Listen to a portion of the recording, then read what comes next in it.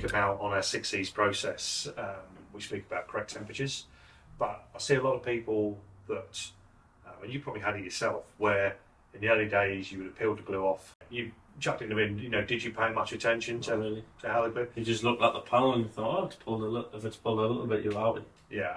And now I'm more worried that I've overpulled. These are a couple of, so this is a perfect pull up here. So you've got this opaque look to the glue. The glue still remains quite flexible. So this is something a lot of people probably not paying much attention to. You don't ever want to be timing your tabs. You want to be measuring. When that tab will tell you when it's ready to be pulled. Because if I don't have a base reference number and I pull off and I see this, it's delaminated, as you can see here, some of the glue's remained on the tab and then it's starting to come off in small chunks. If I don't know how hot that was, maybe that was 20, maybe 30, I don't know how hot it is. How am I going to adjust that temperature? For your next pull? Quick, it's second, well, not even second, it's milliseconds. But it tells you exactly all the information you need to know.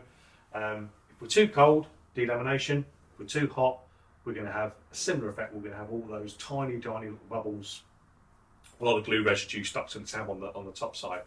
That's something to me I think is such a key point to glue pull. Yeah. Just that little bit of time taken. It's just analysing what you're doing. I think in the body shop where obviously this is more of your common problem than this.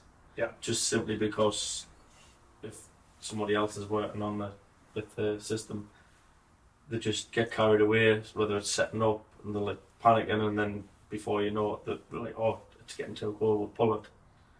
But part was, I'm like, well, just flash it again and just get the temperature up a little. But this is, for me, this is a problem. It's never really this, but yeah, it is. There are both common problems. Well, this particular tab here, this nylon blue, the darker blue material, is actually a very good retainer of heat. Yeah. So, like you just said there, if you do measure and we've dropped down to maybe 22 degrees, something like that, just a flash over heat gun.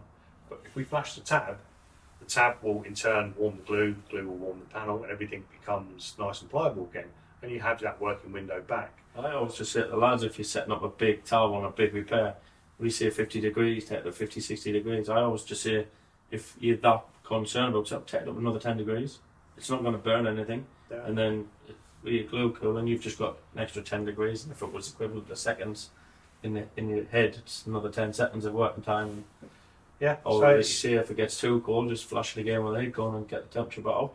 You can use an infrared lamp, put a lamp over, put it in a slightly warmer part of the body shop. I must admit, I prefer to always work cold and heat up, than I would be to try and work hot and cool down. Well, you've then got, if you are not panicking, then you've got to wait a lot longer for it to cool down. So yeah, I suppose you've got pros and cons to both. Yeah, it's one of them. But I mean, it's never. Have you ever sat down and thought, oh my god, this is taking ages. I really need to get on. It's never a crazy amount of time.